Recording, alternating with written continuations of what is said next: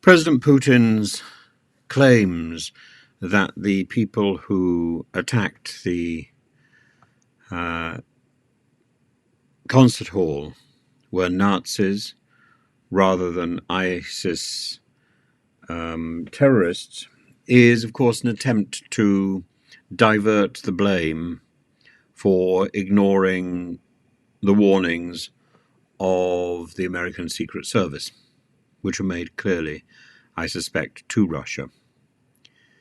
And they're also an attempt to control the narrative because there isn't room for yet another enemy of Russia, and particularly not an enemy that is within the country.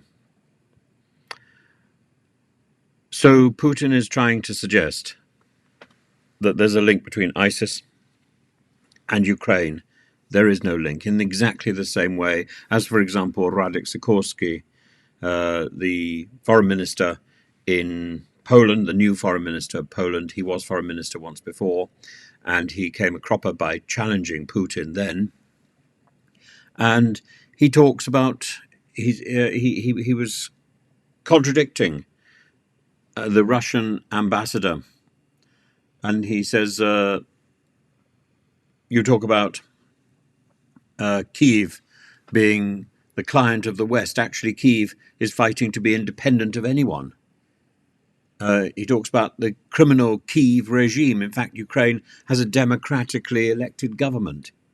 He calls them Nazis. Actually, the president is Jewish, the defense minister is Muslim, and they have no political prisoners. He says that Ukraine was walling in corruption. Well, Alexei Navalny documented how honest and full of probity his own country is. He blamed the war on US neocolonialism. In fact, it is Russia that tried to exterminate Ukraine in the 19th century, again under the Bolsheviks, and it is their third attempt. He said that we are the prisoners of Russophobia. Phobia means irrational fear.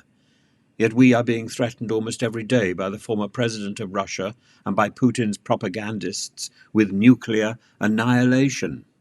I put it to you, that's not irrational. When Russia threatens us, we trust it.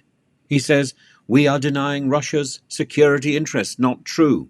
We've only started rearming ourselves when Russia started invading her neighbors. He even said that Poland attacked Russia during World War II. What is he talking about? It was the Soviet Union that attacked Poland together with Nazi Germany on September the 17th, 1939. They even held a joint victory parade on September the 22nd. He says that Russia's always only beaten back aggression.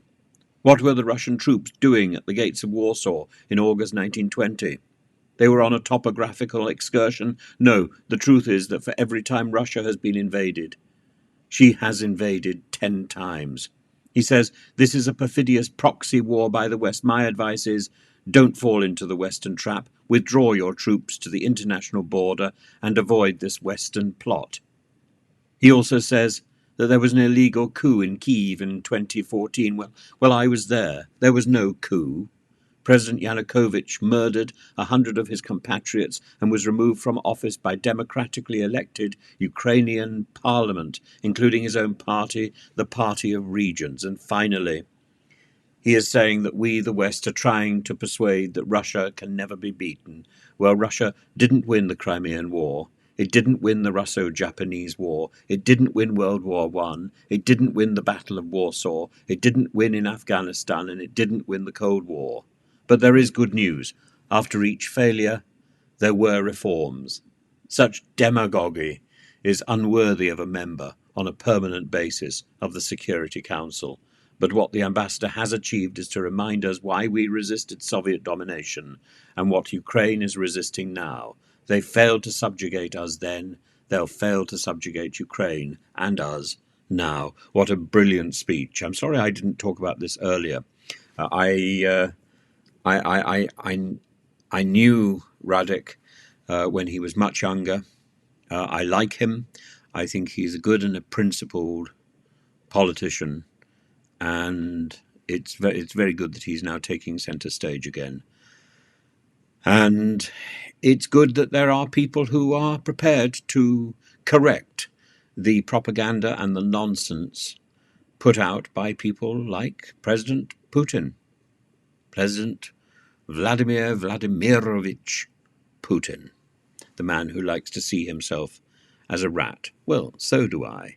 I prefer to think of him as a rat that's dead and in a freezer. And he may well be. What we see now may be Putin, it may not be Putin. This may be a doppelganger.